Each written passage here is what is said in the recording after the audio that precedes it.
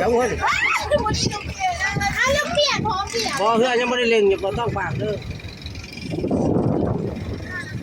ข้าวย่างพร้อมเปียก เล็งแล้วมันก็เทียมเยอะทิ้งไข่ไข่เด้อยังไม่เป็น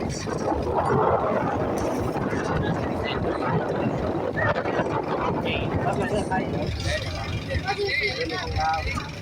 เขาบอกเพื่อนแล้วแล้วว่าข้ามาเนี่ยเขามาส่งโอ้ยไปส่งเขามาเอาทีละไปจะเล่าเขาแกไป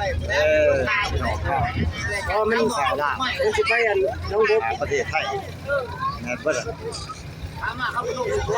แมนเบิร์ดเป็นน้ำของเรือไทยเป็นมาส่งคนลาวส่งลาวเลยตีเป่าเมื่อไม่เข้าใจพ่อแหละพ่อตั้งเอาลูก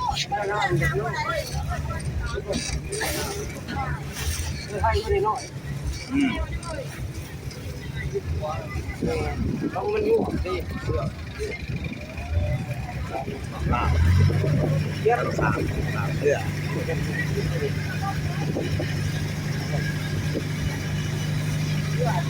ไปที่ไหนจะใช้ดิเล่าให้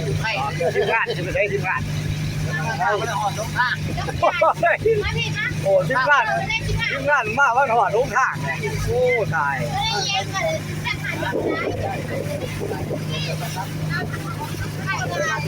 เรือขี่เรือเด้อพี่น้องเด้อขี่เรือไปหาดพนมนครพนม